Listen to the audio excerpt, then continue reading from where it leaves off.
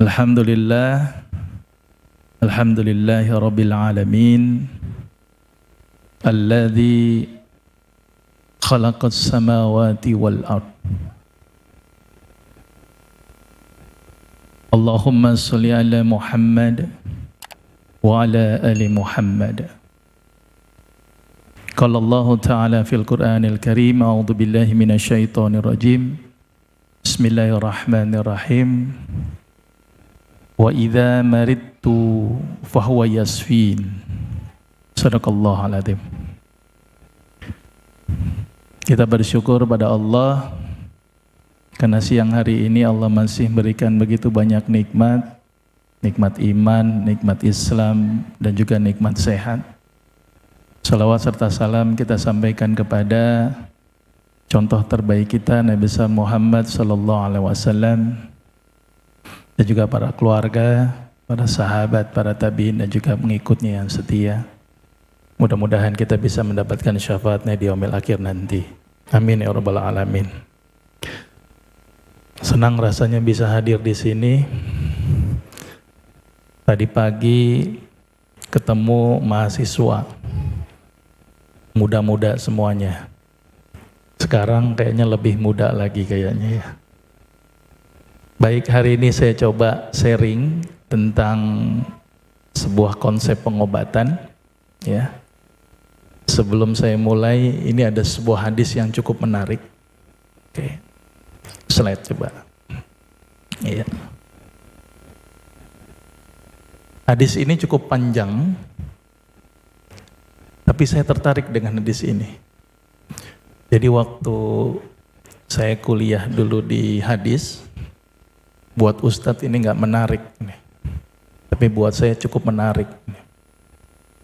Jadi dalam sebuah pertemuan, kok Ali nggak ada? Rasul bertanya kepada para sahabat, kemana Ali bin Abi Thalib? Sahabat menjawab, sakit mata ya Rasulullah. Kemudian apa yang dilakukan Rasulullah? Panggil Ali. Dipanggillah Ali, dan apa yang dilakukan oleh Rasulullah? Sederhana. Ternyata Rasulullah meludahi matanya Ali bin Abi Thalib. Dan sembuhlah sakit matanya Ali bin Abi Thalib. Ini salah satu contoh hadis di mana Rasulullah pernah mengobati sahabat. Caranya sederhana, sakit mata diludahi. Saya pengen mempraktekkan hadis ini, ternyata nggak ada satu pasien pun yang mau saya ludahin. Ya, akhirnya saya penasaran ini. Ini bener nggak sih ini hadis nih? Ya udah, riset saya. Yang di riset nggak ada, ya sudah. Kebenaran pas pada waktu itu istri saya sedang sakit mata. Nah, kesempatan ini. Ya sudah, lagi tidur, saya buka, saya ludahi. Ternyata habis itu melek marah-marah. Ya. Ternyata istri saya sendiri pun nggak mau diludahin gitu ya. Tapi hasilnya bagus ternyata. Tapi saya penasaran dengan hadis ini, saya pelajari lagi, terlepas dari ludahnya Rasul berkah. Tapi Rasul juga manusia. Setelah saya baca lagi dengan beberapa referensi, ternyata air liur itu mengandung banyak enzim. Salah satu enzim yang cukup menarik perhatian saya adalah lisosim.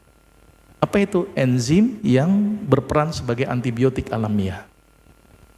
Jadi boleh jadi pada waktu itu kasusnya konjungtivitis akut atau mata merah, kemudian diludahi oleh Rasulullah mengandung enzim lisosim, sembuhlah konjungtivitisnya. Ini analisis saya. Jadi silakan bagi ibu-ibu, bapak-bapak yang ingin mencobanya. Tapi saran saya jangan habis makan cabai. Ya, pasti pedasnya minta ampun ini ya. Tapi ini cara yang luar biasa dan ini pernah dicontohkan oleh Rasulullah. Dan Rasulullah pernah ngobatin sahabat. Ya, ini salah satu bentuk pengobatan Nabi. Ya, slide.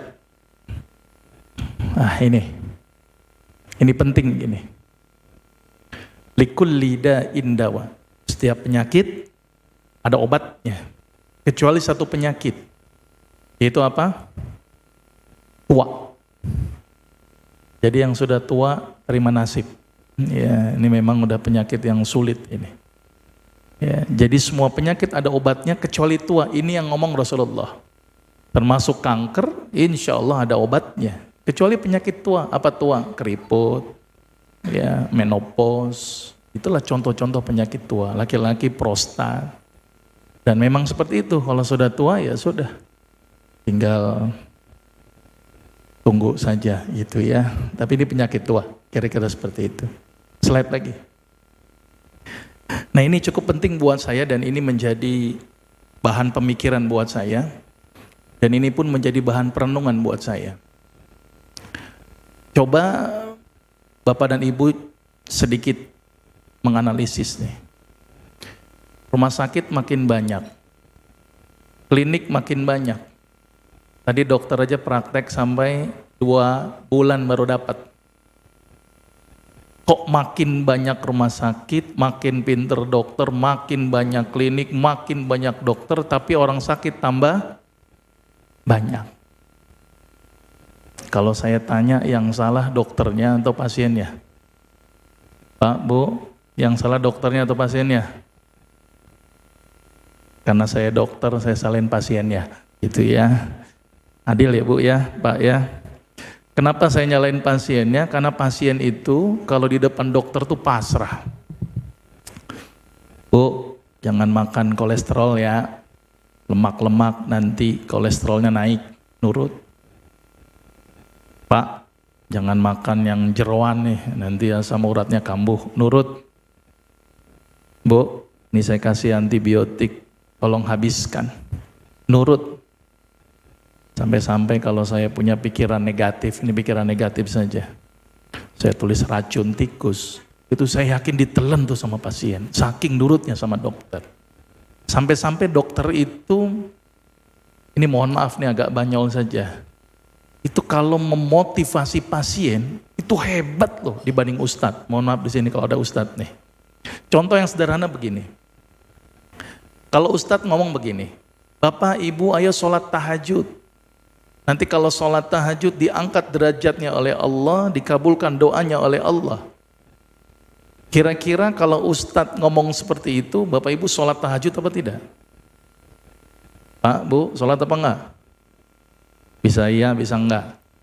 Tapi mudah-mudahan di sini sholat semuanya. Tapi coba kalau dokter yang ngomong, ini dokter yang ngomong. Ibu, tensi ibu 190/110. Secara teoritis medis Bu, nanti dari jam 12 malam sampai jam 6 pagi akan keluar epinefrin dalam jumlah yang besar. Kalau epinefrin keluar dalam jumlah besar, maka pembuluh darah ibu akan menciut. Jadi kalau ibu tidak sholat tahajud nanti malam Bu, 99,99% ibu akan terkena serangan stroke dan meninggal. Kira-kira sholat apa enggak? Hebatan mana dokter sama ustadz? Ternyata dokter bisa memotivasi pasien. Makanya kalau di sini ada yang dokter, ayo saya ajak siar.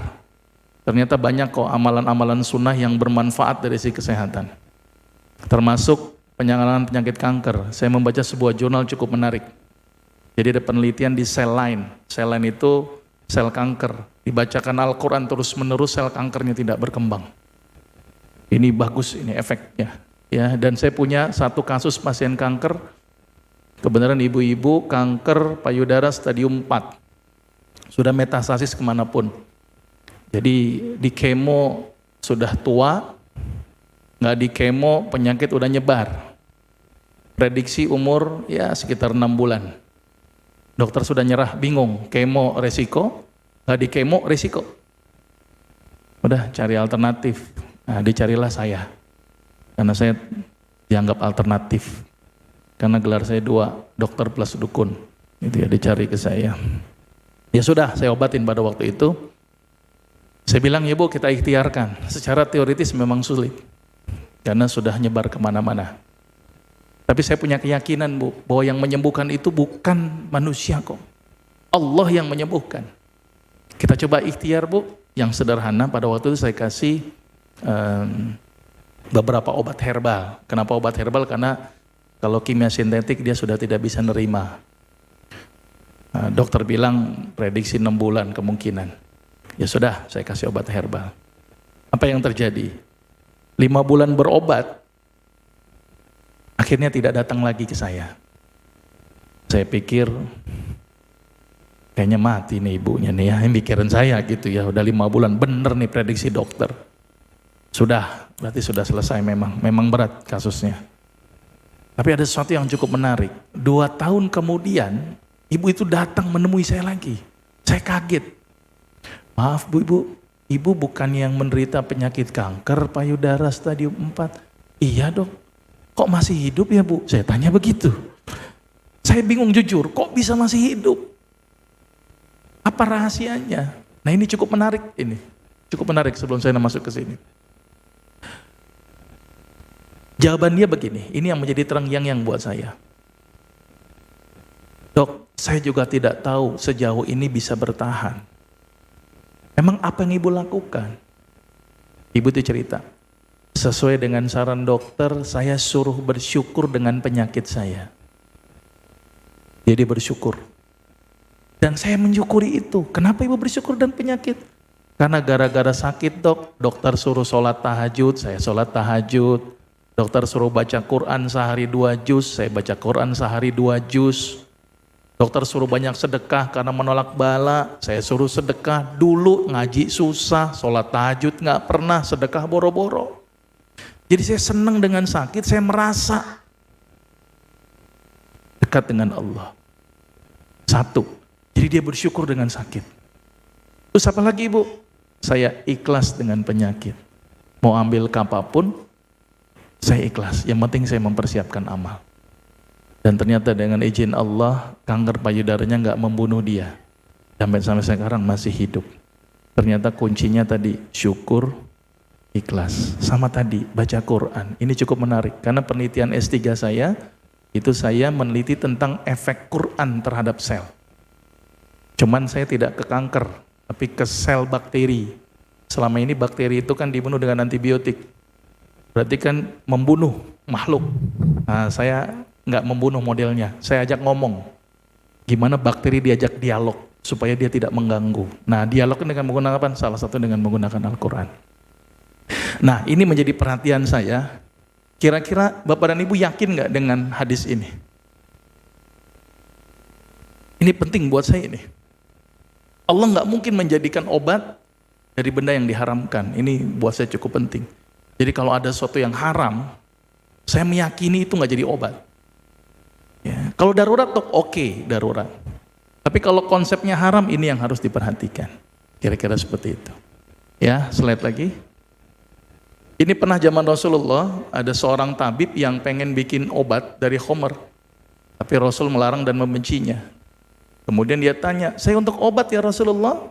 Khamr bukan obat, tetapi ia adalah penyakit. Ini menjadi krusial buat saya, jadi hati-hati kalau Bapak dan Ibu berobat. Saran saya tanya aja sama dokter. Dok, halal apa haram obatnya? Tanya aja gitu loh kan. Karena ini penting gitu ya. Kalau misalnya haram, darurat nggak dok? Oh darurat, ya sudah, boleh. Oh nggak darurat, nah tinggalkan. Gitu ya. Oke, slide lagi. Ini boleh ya kalau kondisinya terpaksa. Slide lagi.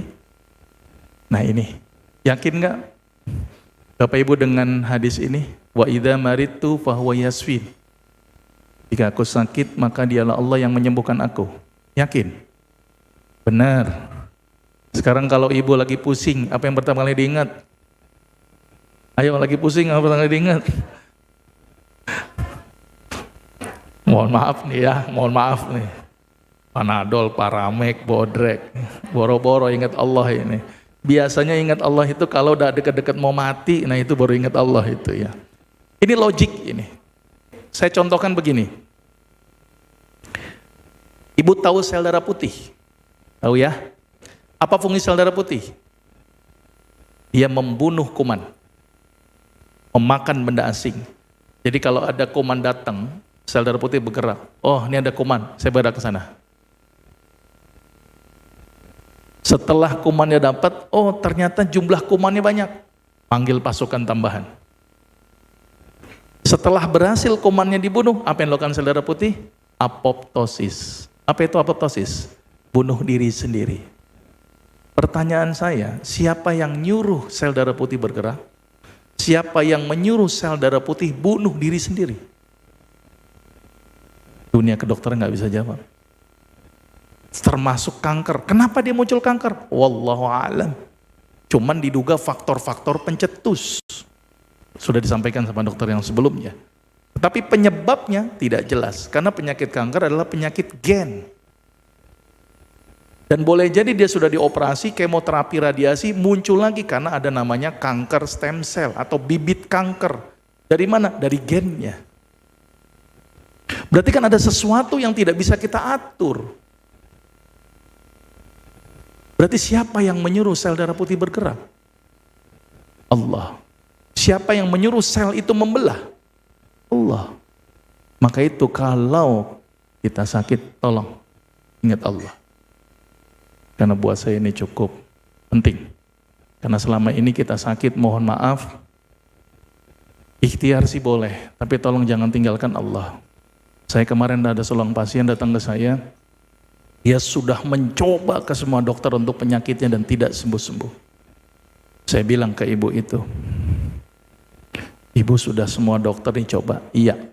Saya tanya sama ibu, ibu yang meyakini ibu itu sembuh itu ke dokternya, obatnya, atau Allah? Pasti dia jawab Allah. Pertanyaan saya, pernah nggak ibu berikhtiar minta sama Allah? Sering dong. Sering saya minta tapi nggak dikabulkan. Pertanyaan saya, ibu kalau minta kepada orang yang belum orang itu kenal, kira-kira orang itu ngasih apa enggak? Enggak kan? Udah kenal aja kita minta, ngasih apa enggak? Enggak. Terus gimana caranya? Langkah pertama, kenali Allah dulu. Yang kedua, bikin Allah cinta kepada ibu, saya bilang. Kalau Allah cinta, apapun ibu akan diberikan oleh Allah. Terus gimana caranya? Nah, ada kata-kata cinta yang Allah bilang. Contohnya apa? Allah sangat cinta orang yang puasa Nabi Daud.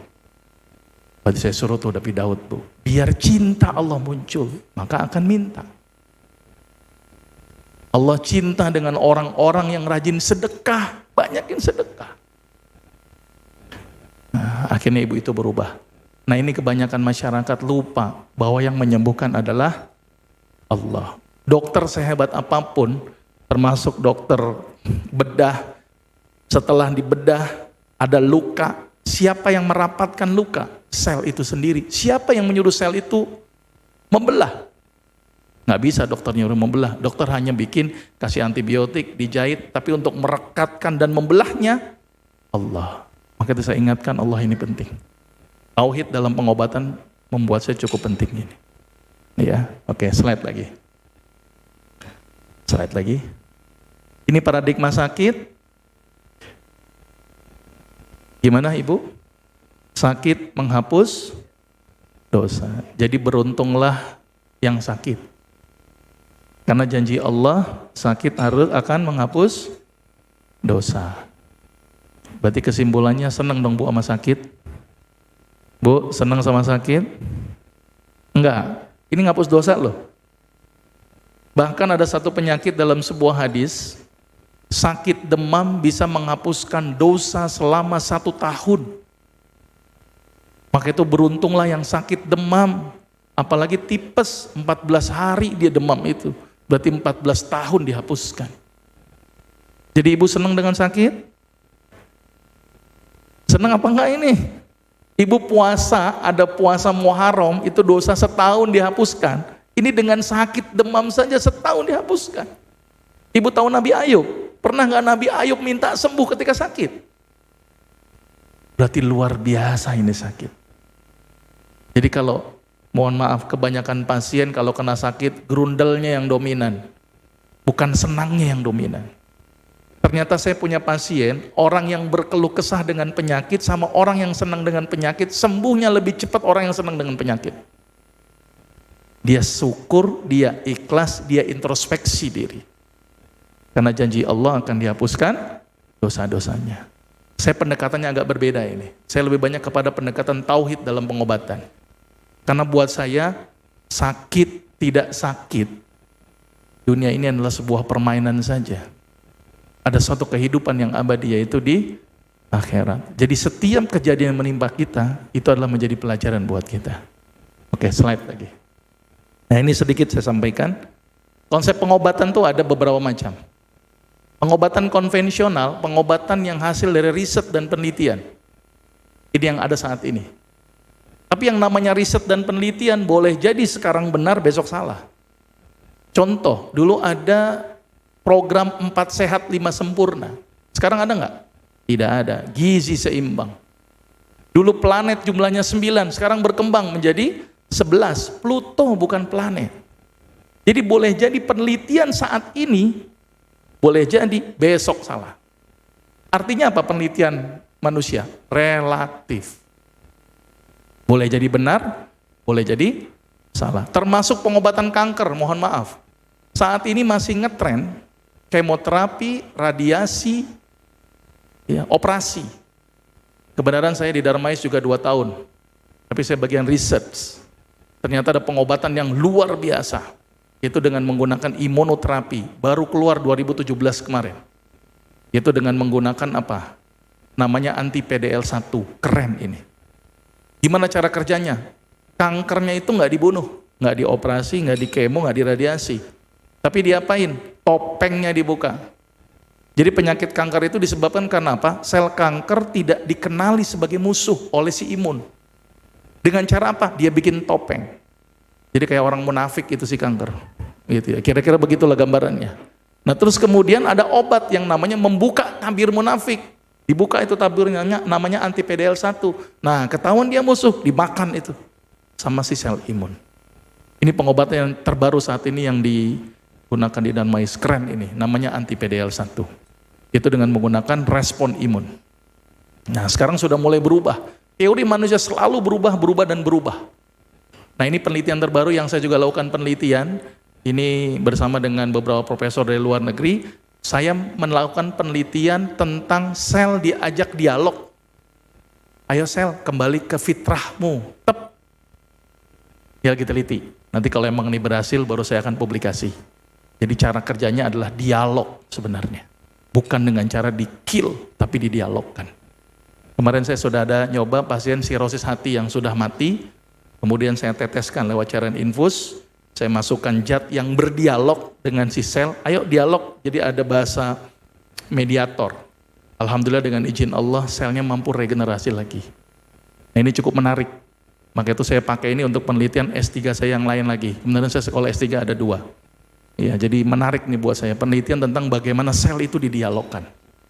Ya, satu lagi pengobatan alami, pengobatan yang interaksi manusia dengan alam. Kita sering mendengar akupunktur, itu katanya gara-gara orang nginjak duri sembuh. Alami itu. Di India ada namanya Ayurveda. Tahu Ayurveda Bu? Konsep pengobatan dengan melihat perilaku Tuhannya. Kan kalau di India mohon maaf, sapi dan kerbau dianggap Tuhannya, ya kan? Suci lah. Maka itu pernah di India tuh macet total gara-gara Tuhannya lewat, nggak ada yang berani ngusir. Gitu ya. Dan kerbau senangnya mandi lumpur, akhirnya orang India ikut mandi lumpur. Ya, terkenal dengan namanya mat terapi. Jadi ternyata negara masing-masing negara itu punya pengobatan yang berbeda-beda. Di Sri Lanka ada namanya naturopati, di Inggris ada namanya homeopati. Ternyata di masing-masing negara punya pengobatan asli masing-masing. Termasuk di Indonesia. Apa asli pengobatan di Indonesia, Bu? Kerokan. Gitu ya, ini asli. Enggak, ini bener Bu, ini kerokan ini dahsyat ini. Ya, saya dulu pengen teliti kerokan tuh untuk disertasi saya. Ternyata sudah diteliti oleh Profesor Dr. Didi Tamtomo Mkes, guru besar UNER.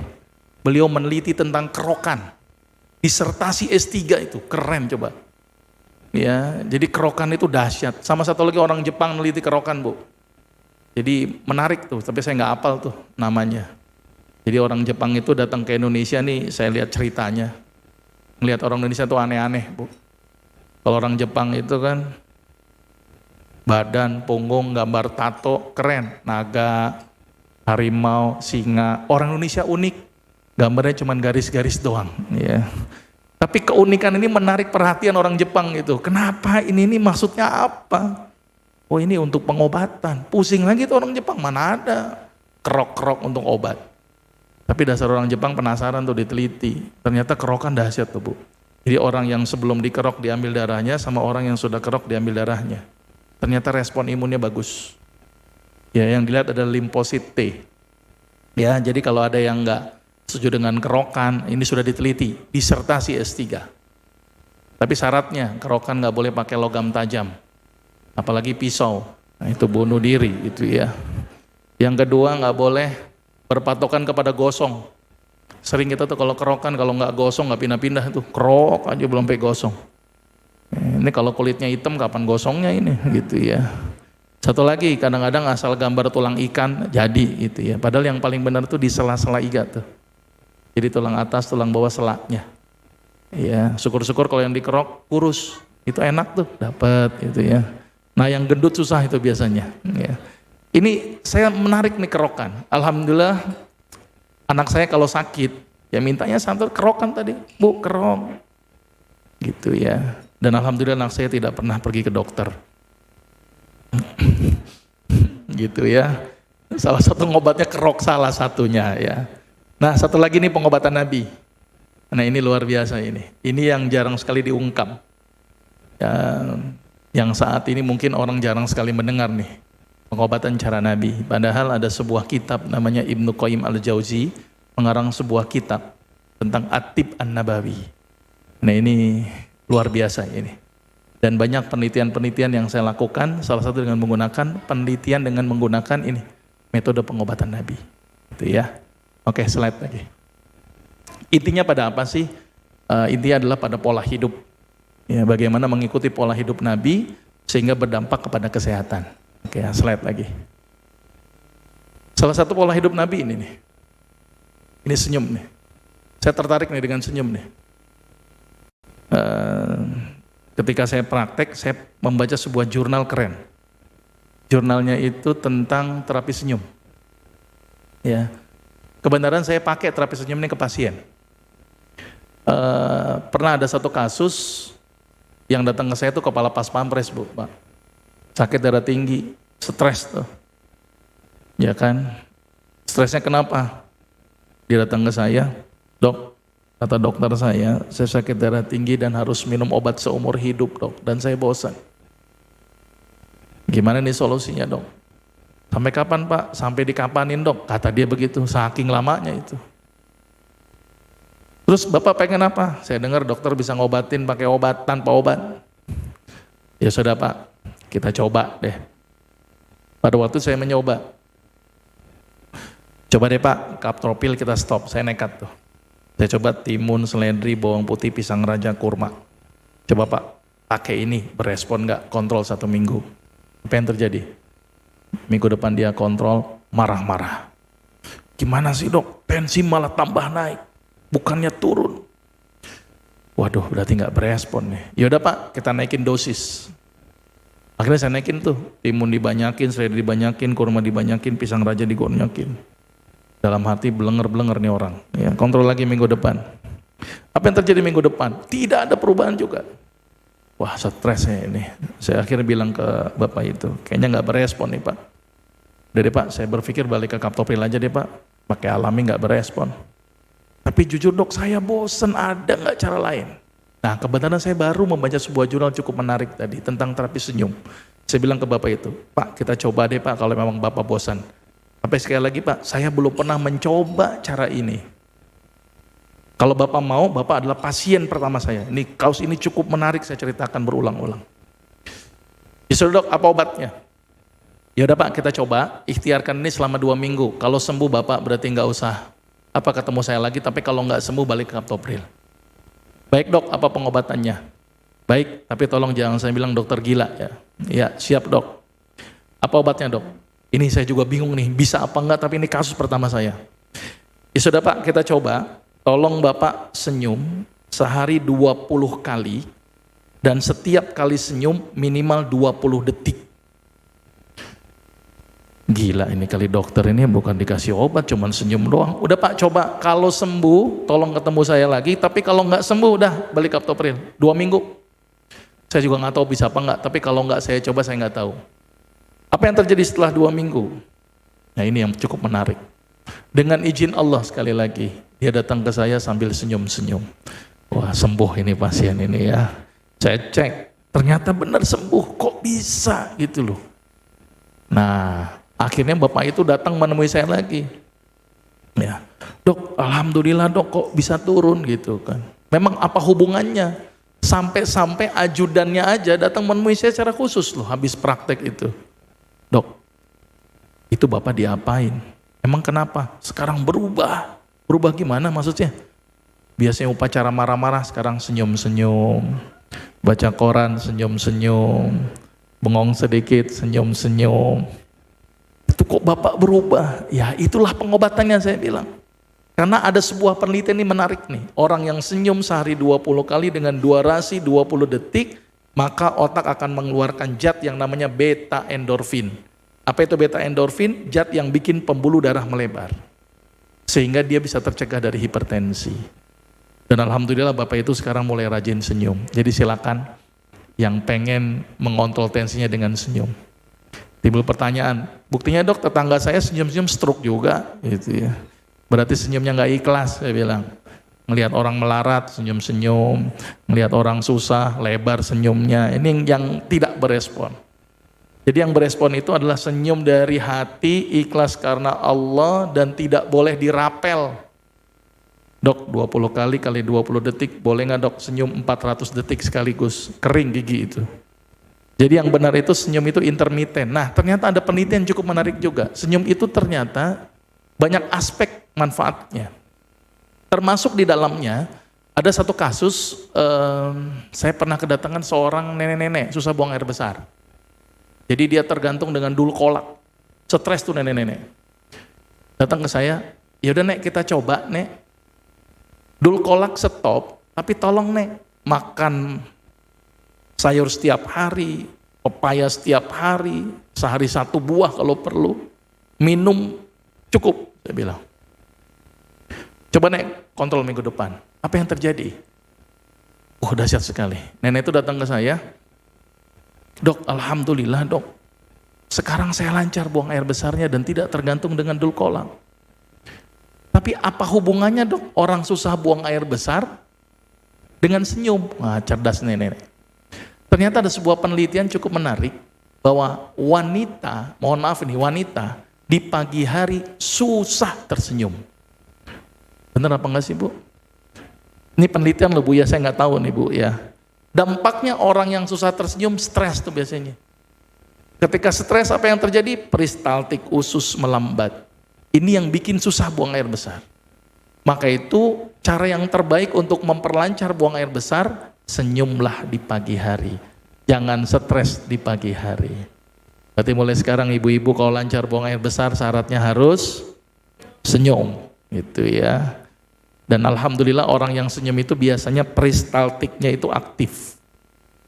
Maka itu ciri-ciri orang yang banyak senyum, mohon maaf, biasanya banyak kentutnya, mohon maaf gitu ya. Karena peristaltiknya itu aktif biasanya.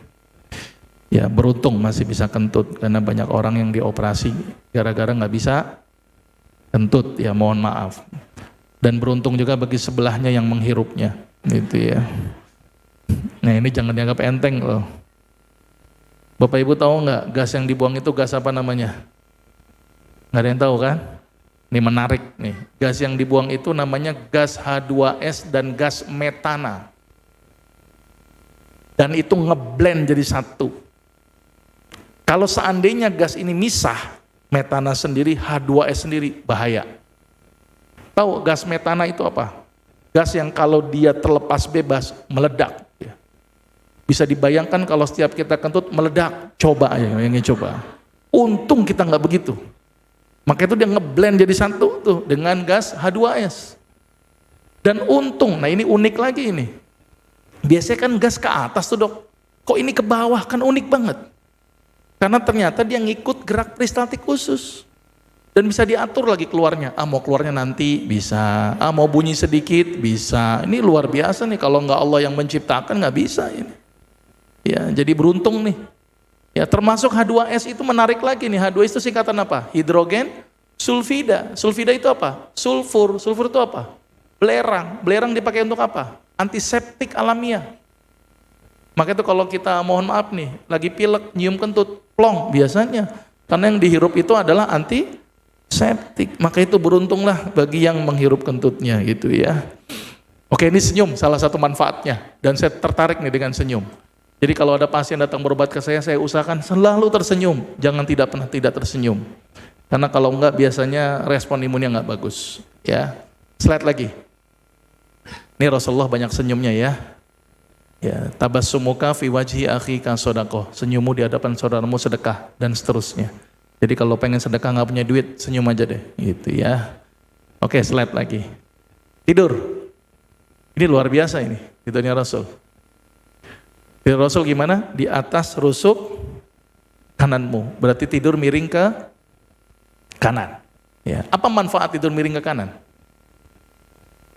Dari sisi ekonomi, tidur miring kanan itu bermanfaat tuh. Dari sisi ekonomi, satu kasur muat berlima, gitu ya. Kalau telentang paling banter 3 udah penuh itu biasanya. Dari sisi kerapian rapih loh, suami kanan, istri kanan, anak kanan rapih. Jadi kerapian dimulai dari tempat tidur. Dan dari sisi kesehatan ini penting saya mau bahas. Saya mau nanya sama ibu di sini deh, jantung letaknya di mana? Benar. Kanan apa kiri? Karena mulai bingung deh. Kiri ini jantung nih, satu. Saya nanya lagi, lambung di mana? Nah, mulai bingung deh, lambung saya di mana? Ini kalau ke dokter sakit lambung megang di mana ini? Masya Allah. Nih, lambung di sini Bu. Nah, maka itu orang yang sakit mah itu nyeri dari sini kadang-kadang di sini.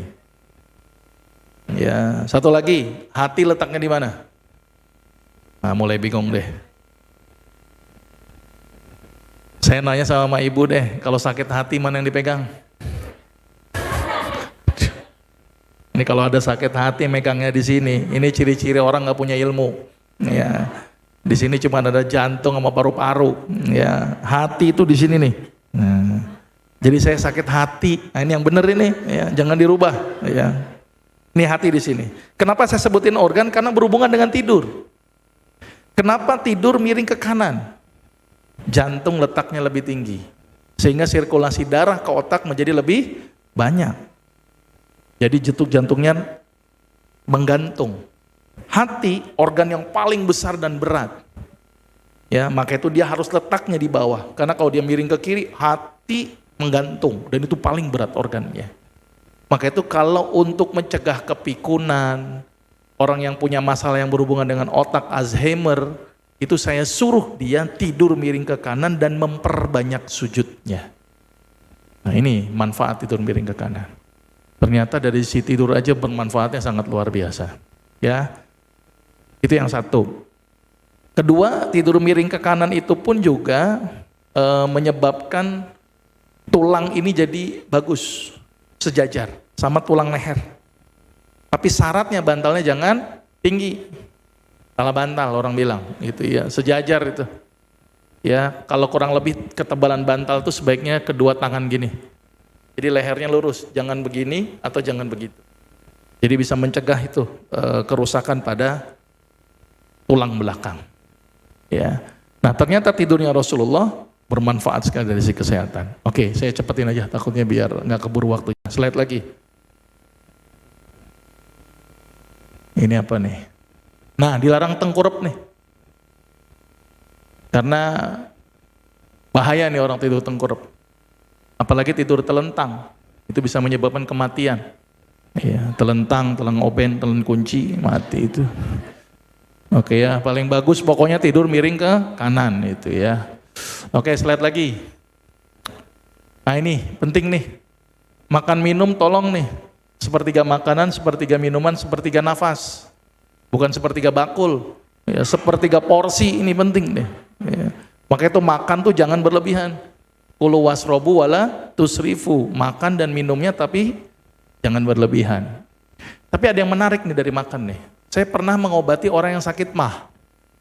Saya suruh salah satunya makan ikuti cara Nabi. Gimana pacarnya Dok? Pakai tangan saya bilang. Pakai tangan gitu. Dan pakai tangan pun 3 jari. Zaman Rasul kan ada sendok, kenapa pakai tangan? Ini unik ini. Iya, pengkajiannya unik. Ternyata makan dengan 3 jari, itu porsi makanan yang masuk ke dalam mulut tidak terlalu banyak. Enzim yang dihasilkan jadi lebih banyak.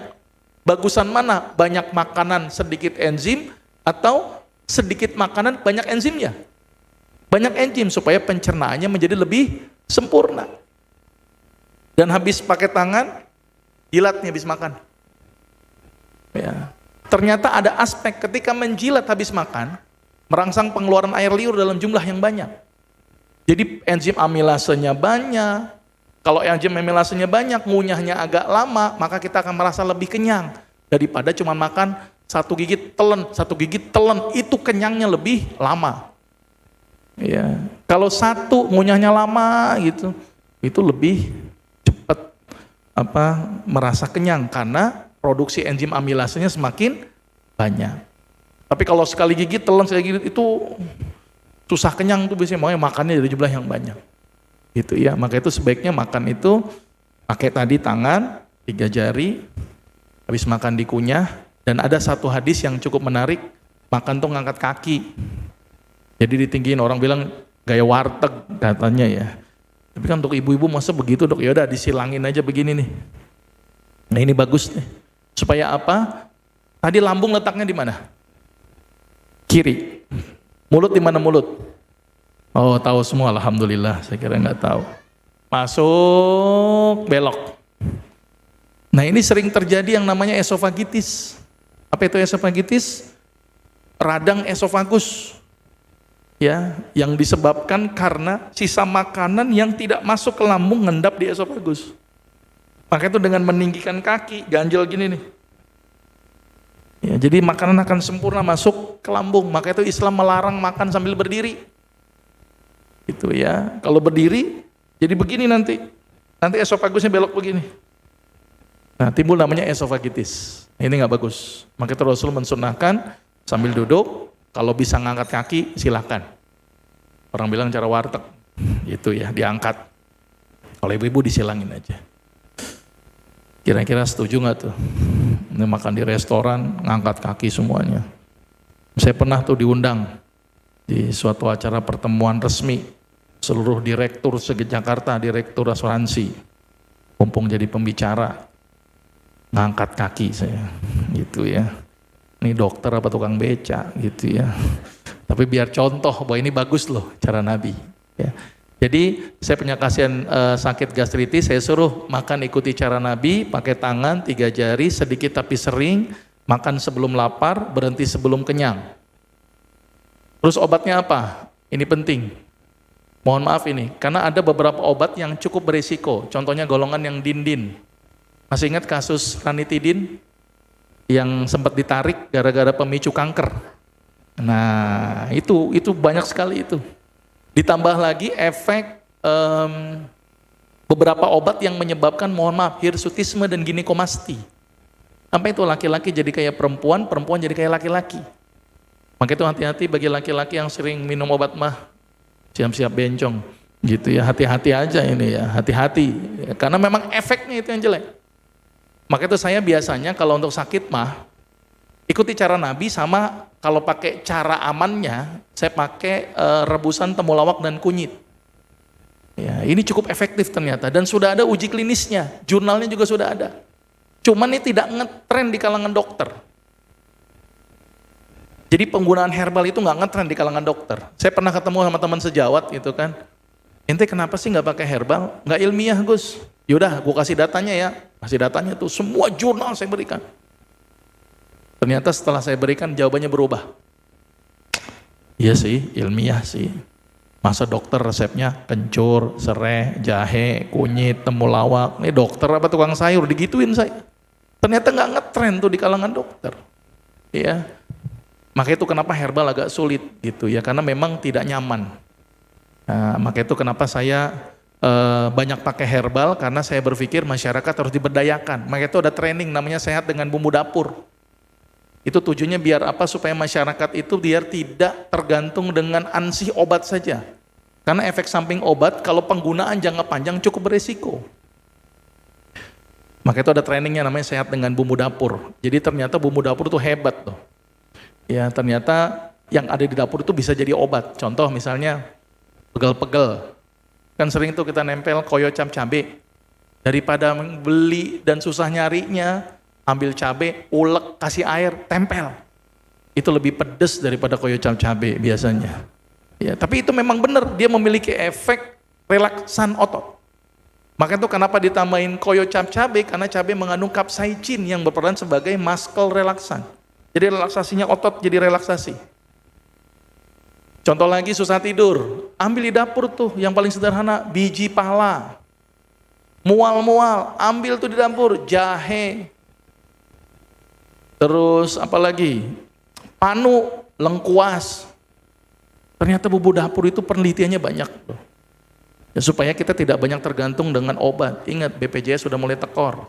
Ya, maka itu nih harus diajarin nih sehat dengan bumbu dapur. Supaya memang bisa mengendalikan. Saya kebenaran banyak pasien diabetes yang datang ke saya, yang dia juga bosan dengan obat, dan saya kendalikan. Intinya gini kan, orang yang diabetes bagaimana mengontrol gula. Mengontrol gula tidak hanya ANSI dengan obat, tetapi bisa dengan pola hidup, dan kadang-kadang saya berikan salah satu bumbu dapurnya apa? Daun salam dan pare. Maka itu bagi yang senang diabetes, rutinkan makan somai. Ya, itu ada parenya itu. Tolong di parenya dibanyakin. Itu ya. Oke, slide lagi, biar cepat, mohon maaf. Ini minum ya, dilarang meniup makanan dan minuman. Ya, karena ternyata ada hipotesa kalau meniup makanan tuh bisa menghasilkan H2CO3 atau asam karbonat. Maka itu sebaiknya jangan meniup makanan dan minuman. Slide lagi, biar cepat. Ini wudu, ini menarik nih.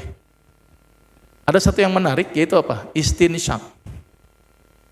Saya pernah mengobati pasien yang sakit sinusitis, yang nggak mau dioperasi. Ya, padahal harus operasi. Saya suruh istinsyak. Gimana istinsyak, Bu? Pak, hirup air, pangkal, buang. Ya, kalau di dunia kedokteran ada istilah namanya nasal irrigation, semprot gitu ya. Sebenarnya istinsyak sudah diajarkan dalam Islam. Hebat. Ya, slide lagi biar cepat. Sunnah fitrah. Ini penting nih. Sunnah fitrah itu ada berapa? 5. Khitan. Mencukur bulu kemaluan, mencabut bulu ketiak. Tolong jangan dibalik. Ya, mencabut bulu kemaluan, mencukur bulu ketiak. Sakit. Ini kemaluan terus dicukur nih. Karena banyak kasus keputihan, salah satu penyebabnya apa? Nih, nggak pernah dicukur. Saya punya pasien keputihan, saya kira jamur, saya kira bakteri, kok nggak sembuh-sembuh. Ternyata, mohon maaf, nggak dicukur. Ibu-ibu sudah dicukur atau belum ini? Sudah ya, setiap berapa lama nyukurnya? Bu, berapa lama Bu? Alhamdulillah, pinter. Berapa? Nah, mulai bingung nih. Ada yang jawab, Dok, seminggu sekali. Belum numbuh, gitu ya. Maksimal 40 hari. Ya, kalau bulu ketiak dicabut. Ya, ini penting nih, jangan yang model sekaligus ada tuh kan, bread begitu ya. Mendingan nyicil aja. Satu gitu ya. Biar sunnahnya panjang nih. Ternyata ada hal yang bagus nih. Kenapa dicabut? Karena ternyata banyak kasus limfadenitis akibat apa? Penggunaan tawas. Sehingga dampaknya apa? Cairan nggak keluar kan? Karena ditutup dengan tawas. Kenapa nggak dicabut saja? Atau dicukur bolehlah, dicukur pendek saja. Supaya apa? Supaya mengurangi kelembaban di daerah ketiak. Ya. Ternyata sangat relevan nih untuk nggak gampang kena limfadenitis, cabutin itu bulu. Termasuk khitan perempuan ini juga ada. Mudah-mudahan di sini sudah khitan semuanya, gitu ya. Bagi yang belum ya udah nggak apa-apa, ya nggak wajib. Memotong kuku disunahkan setiap Jumat, ya. Memendekkan kumis, ini salah satunya. Ini ternyata bermanfaat dari sisi kesehatan. Slide lagi. Ini sedikit nanti sebelum saya masuk herbal, saya pernah ketemu orang, kenapa sih Dokter Agus senang pakai herbal? Saya nggak ada banyak debat, karena ternyata banyak hadis yang bicara tentang herbal. Ini contoh, pengobatan batuk pakainya apa? Rasulullah. Al-Quds al-Bahri, nih, ya sejenis tumbuhan laut. Ya, slide lagi. Sakit pinggang pakai apa Rasulullah? Kayu cendana India. Slide lagi. Habatus sauda ngobatin semua penyakit kecuali kematian. Jadi saya pernah ketemu dengan seorang yang ya cerdas lah, dosen saya. Dia nggak percaya herbal, dia nggak mau herbal. Akhirnya saya ketemu dia, saya bawain hadis ini. Dok, menurut dokter hadis ini gimana? Pergi dia. Mau jawab bohong kok hadis, mau jawab bener kok dia anti banget sama herbal. Akhirnya nggak berani jawab tuh. Jadi kalau ditanya kenapa sih dokter Agus pakai herbal? Karena banyak sekali Rasul menceritakan tentang herbal dalam hadis-hadisnya. Bahkan saya punya buku namanya Kitab Pedoman Pengobatan Nabi, sepertiga bab saya itu menceritakan tentang herbal. Jadi alasan saya pakai herbal ya tadi ini, karena banyak sekali hadis-hadis yang menceritakan tentang herbal, kira-kira seperti itu. Slide lagi. Ini madu ya, sudah tahu ya. Gunakan 2 macam obat, Al-Quran dan madu. Ini yang bilang Rasul nih ya. Tapi saya berharap kita harus ini nih, rutin. Menurut saya orang yang nggak minum madu zolim, ya, zolim sama lebah.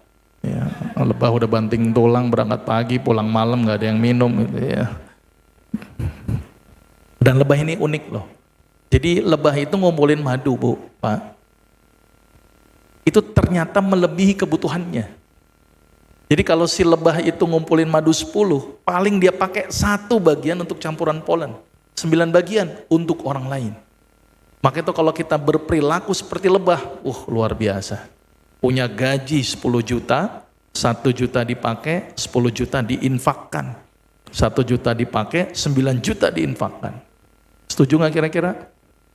Setuju? Bener ya? Ini 2,5% aja susah ini ya. Slide lagi. Ini ya kasus diare dengan menggunakan madu. Ya, jadi datang menemui Rasulullah, minum madu. Tapi ternyata tidak ada perubahan. Apa jawab Rasulullah? Perut saudaramu yang berdusta, berilah madu lagi. Jadi yang disalahin itu perutnya, bukan madunya. Kalau kita kan ditanyain madunya tuh yang salah. Ini beda nih ya. Slide lagi biar cepat ya. Ini kurma. Ya, barang siapa yang mengonsumsi 7 butir kurma, maka dia akan terhindar dari racun dan sihir. Mungkin saya minta tambahan sedikit deh, langsung ke slide itu Pak. Slide kanker sedikit. Slide kanker. Ya tadi Mbak Dini minta disampaikan tentang kankernya, tapi dari sisi islaminya gimana? Kita lihat ya. Tadi gambaran sedikit tentang ternyata banyak sekali perilaku-perilaku Rasulullah yang bermanfaat dari sisi kesehatan. Oke, slide. Ini contoh kanker apa ya? Apa sih? Hati. Salah satunya hati-hati konsumsi hewan jalalah. Maka itu kenapa Islam mengharamkan konsumsi hewan jalalah. Nggak ada yang tahu jalalah. Jalalah itu adalah hewan yang memakan kotoran. Contohnya mohon maaf nih jangan tersinggung. Contohnya lele yang di atasnya ada jamban. Nah itu kan nangkep pluk. Nah, hati-hati itu. Bahaya itu. Maka itu kenapa Islam mengharamkan jalalah. Karena efeknya itu. Ya. Slide lagi. Nih. Ini kanker sudah ke paru, udah kemana-mana. Termasuk tadi deh, apa tuh Bu?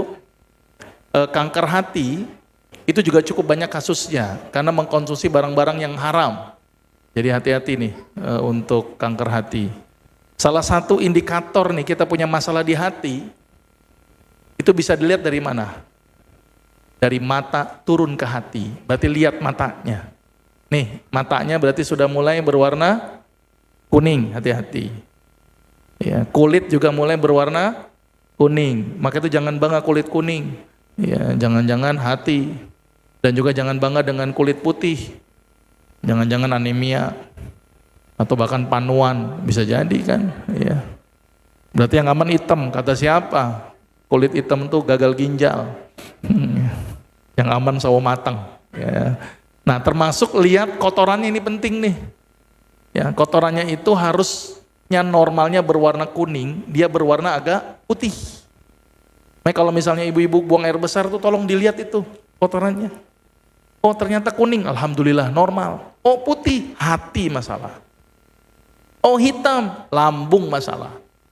Oh merah, ambeien. Hijau, empedu. Ungu, nggak ada. Gitu ya. Udah warna itu aja. Slide lagi. Ini kanker mulut, hati-hati. Ya, ini hati-hati dengan beberapa zat yang memicu sakit gigi berulang salah satunya. Slide lagi. Ini mohon maaf ya, kanker serviks tadi.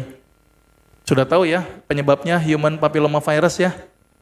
Hati-hati ya dengan virus HPV. Ya, slide lagi. Ini kanker omentum, slide.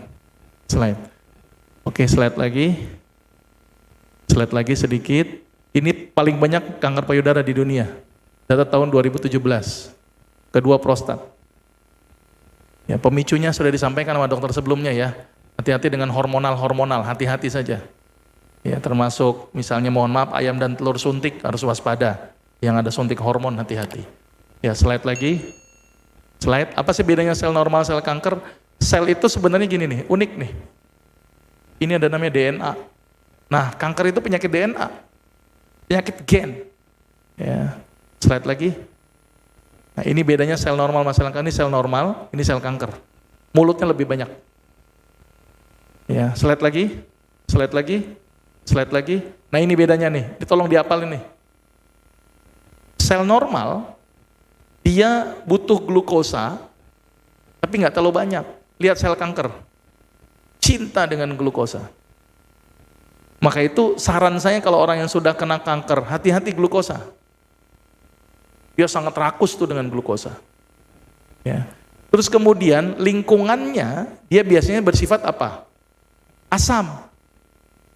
Tapi kalau sel normal, basah. Maka itu sel kanker itu banyakinlah makan yang mengandung basah apa? Buah dan sayur. Intinya biar dia kondisinya basah.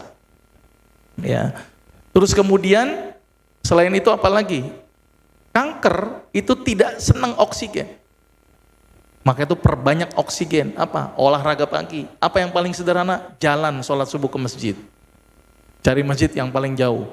Nah, gitu ya. Itu bagus banget tuh, ya, karena oksigen makin banyak, kanker nggak senang. Ini perbedaannya.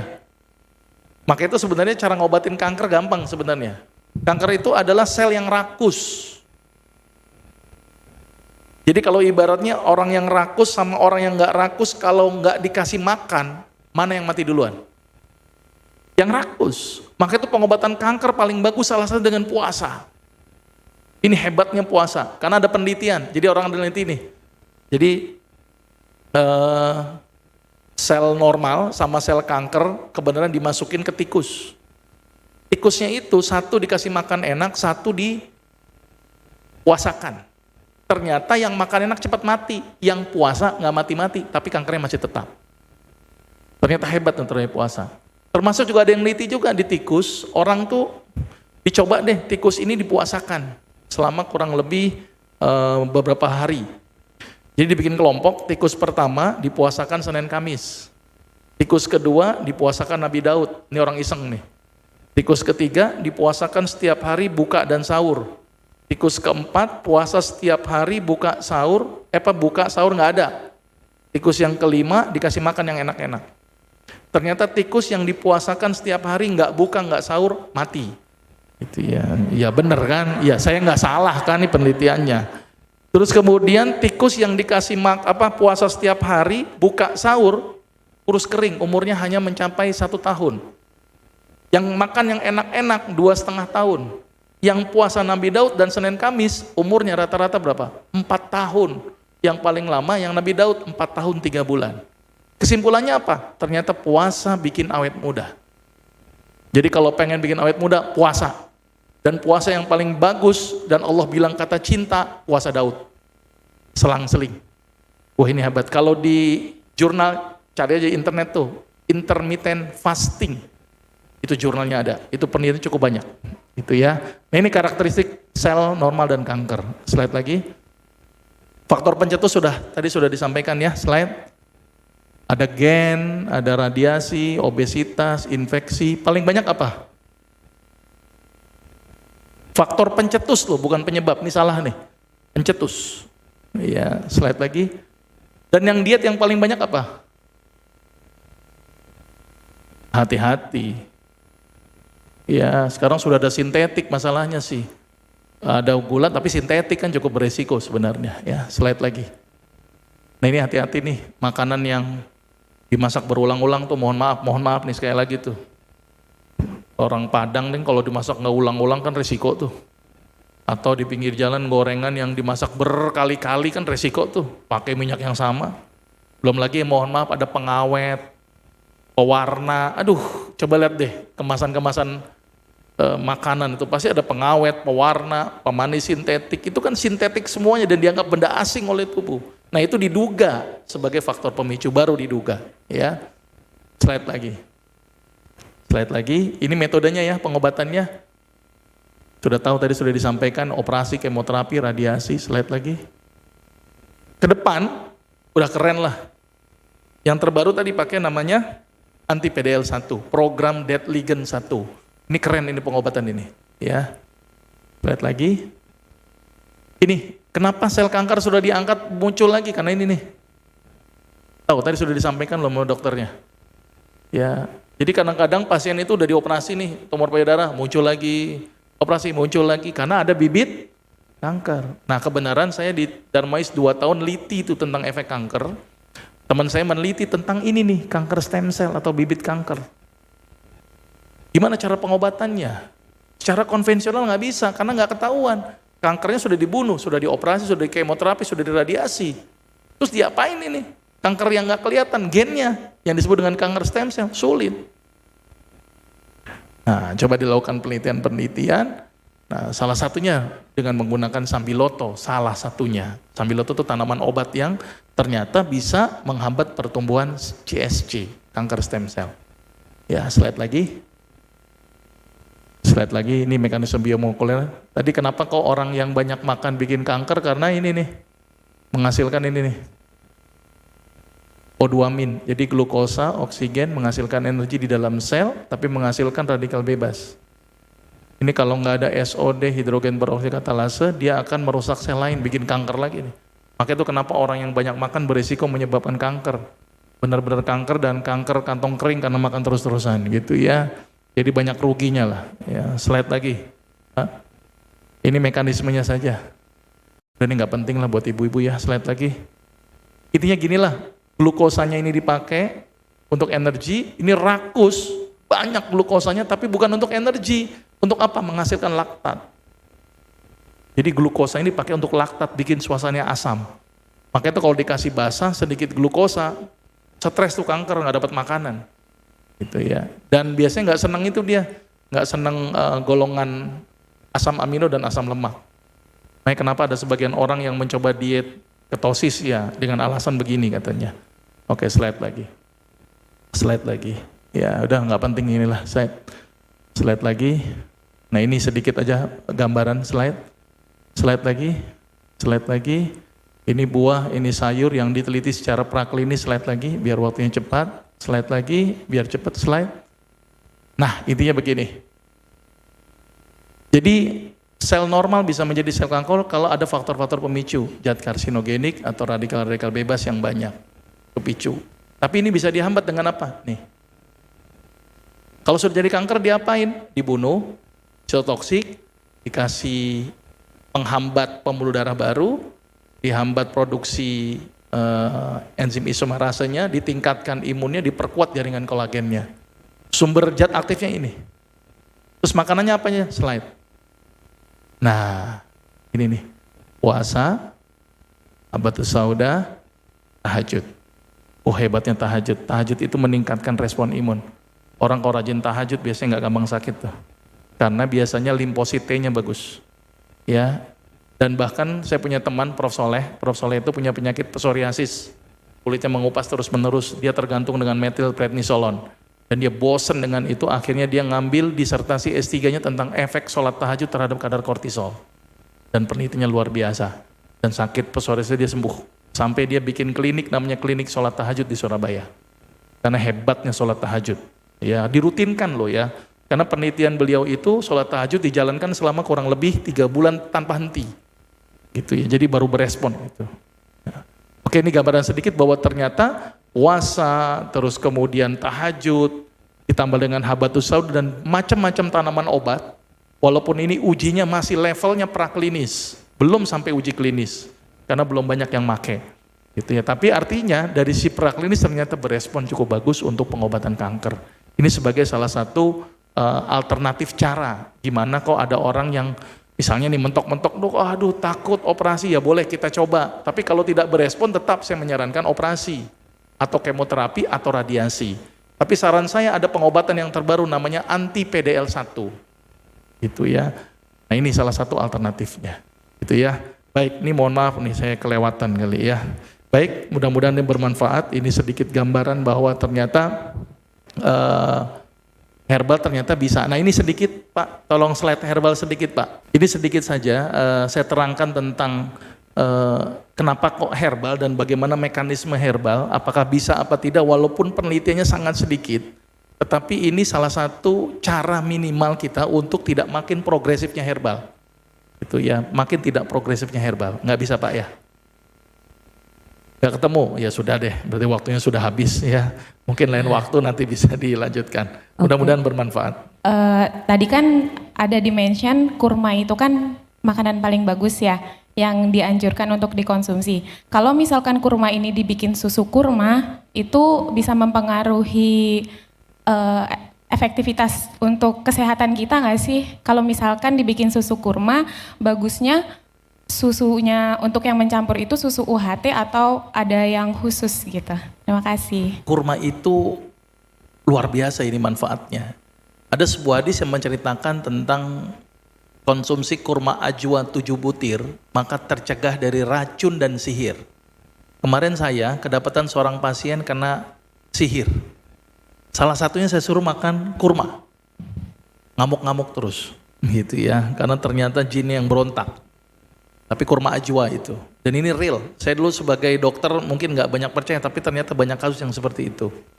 Bahkan kemarin ada pasien yang saya rongsen, ternyata banyak susuk. Ini saya ada nih, jadi banyak banget di susuk-susuknya.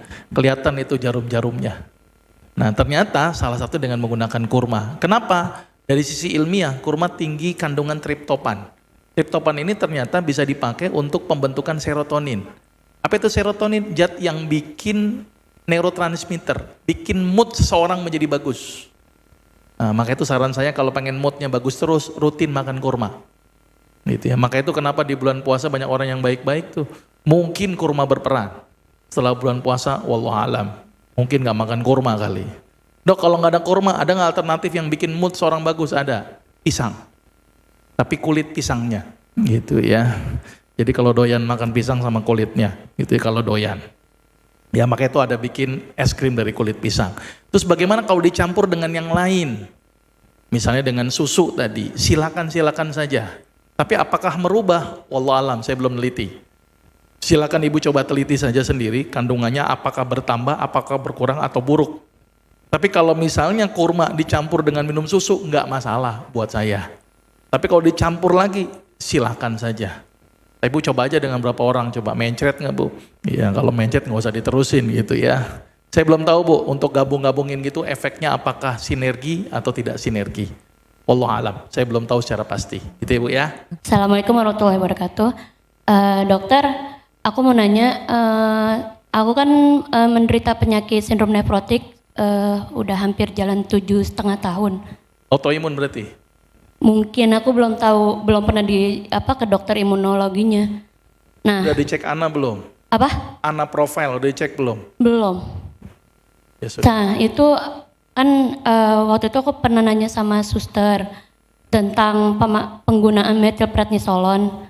Katanya itu memicu osteoporosis juga ya dok? Iya betul. Osteoporosis, ulcus pepticum atau luka di lambung, kerusakan pada ginjal, banyak efek sampingnya. Nanti di slide saya yang itu ada tuh efek metilprednisolon. Ya. Kalau saya kadang skip minum obat itu pengaruh banyak nggak sih dok?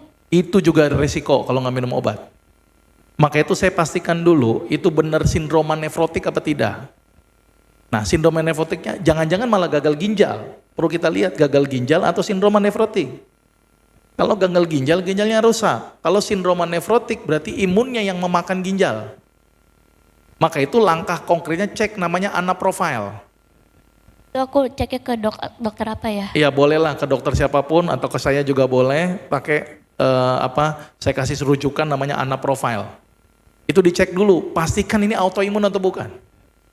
Itu ya. Apa dokter atas dasar apa dokter mendiagnosis gagal ginjalnya? Dari mananya? Apa dari bengkak-bengkak? Atau dari albumin? Dari mana? Kok ibu tahu sindrom nefrotik dasar datanya dari mana? Dari dokter yang awal waktu aku berobat di Pertamina. Oke, dari data apa yang menyebabkan ibu bikin kok ini sindrom nefrotik? Data apa? Data dari dokternya sendiri. Harusnya harus clear dulu bu. Jangan-jangan bukan sindrom nefrotik. Gitu. Misalnya banyak orang suka salah, misalnya kakinya bengkak, ternyata hipoalbumin. Hipoalbumin dari mana? Hatinya bermasalah.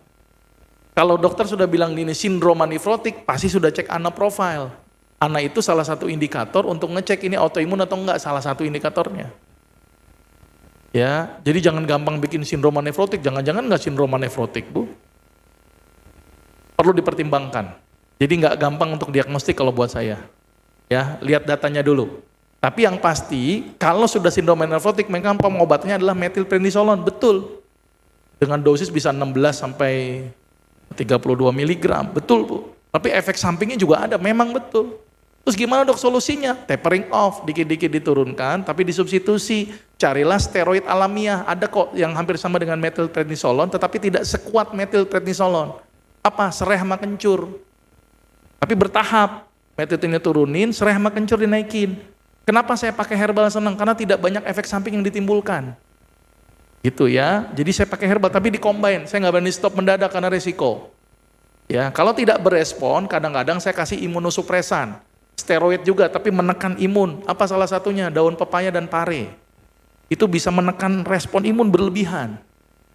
Gitu ya. Maka itu kenapa saya lebih senang dengan menggunakan bumbu dapur, karena masyarakat gampang, nyaman, dan efeknya lebih minimal. Gitu ya Bu ya. Tapi pastikan dulu, ibu sindroman nefrotik karena autoimun atau karena apa? Jelas ya Bu ya? Iya, Oke, makasih dok. baik. Dok, saya mau tanya, bagaimana menurut ajaran Islam dengan pengobatan penyakit yang menggunakan heroin atau morfin? Kemudian, seberapa pengaruh pikiran ke badan kita? Jadi penggunaan morfin kalau memang kondisinya darurat itu dibolehkan dalam Islam berdasarkan surat Al-Baqarah. Tapi kalau penggunaan morfin tidak darurat, ini yang jadi masalah. Misalnya cuman batuk-batuk atau nyeri yang cuman ya, kan ada tuh obat untuk turunannya morfin kodein. Itu untuk batuk. Kan batuknya mungkin nggak banget-banget, itu kan tidak darurat. Nah, itu yang dipertanyakan dalam Islam. Tapi kalau kondisi darurat misalnya udah nyeri yang sangat, obat nyeri nggak berespon, dikasih morfin, itu dibolehkan. Berdasarkan tadi ayat surat Al-Baqarah yang saya sebutkan di awal. Tapi kalau tidak ada darurat, cuman ya nyerinya dikit-dikit doang dikasih morfin, ya. Nah itu yang dikhawatirkan jadi masuk ke dalam ranah haram. Kira-kira begitu ya untuk kasus morfin. Terus pertanyaan yang kedua tadi tentang pikiran. Wah itu sangat berpengaruh sekali. Ya maka itu ada ilmu namanya psikoneurohormonal. Itu berpengaruh sekali. Misalnya logika gini. Ibu duduk di situ. Misalnya ada orang bawa golok deketin ibu. Kira-kira jantung ibu berdetak cepat nggak? Kenapa tuh Bu? Takut dibunuh kan? Padahal goloknya bukan bunuh ibu, bulu ular di samping ibu. Tapi sudah deg-degan duluan kan? Berarti ada aspek ngeliat kepada fisik. Berarti berpengaruh sekali. Termasuk misalnya ibu lagi jatuh cinta, itu enak banget ibu. Makan pakai tempe aja asal berdua enak gitu. Tapi kalau lagi benci sama orang, mau dikasih yang enak pun jadi nggak berespon kan.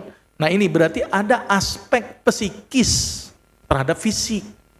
Maka itu kenapa tadi kunci yang paling utama untuk orang sehat saya pernah membandingkan adalah orang yang bersyukur, orang yang bahagia, orang yang ikhlas itu lebih sehat daripada orang yang tidak ikhlas, ngedumel, ya, tidak menikmati dia sakit. Nah itu penelitian, berarti aspek pikiran sangat mendominasi. Maka itu salah satu pendekatannya untuk pikirannya bagus, ya tadi ala bidzikrillahi tatma'innul qulub, banyak zikir. Nah banyak zikir kemudian minta sama Allah untuk kesembuhan. Tapi supaya mintanya dikabulkan ya deketin Allah dulu. Karena banyak orang minta tapi nggak deket. Gimana mau dikasih? Nah ini yang kadang-kadang kita tidak aware, minta doang. Udah minta loh dok, udah doa, udah ibadah. Pertanyaannya Allah seneng gak sama kita? Minta tapi Allah nggak seneng gimana? Nggak akan dikasih. Kita kalau minta sama orang-orang yang kesel sama kita nggak akan dikasih. Carilah perbuatan yang Allah bilang kata cinta. Banyak perbuatan, silakan cari sendiri yang Allah bilang kata cinta. Salah satunya adalah puasa Nabi Daud. Salah satunya. Baik, sudah cukup kali ya. Baik. Mudah-mudahan bermanfaat. Assalamualaikum warahmatullahi wabarakatuh.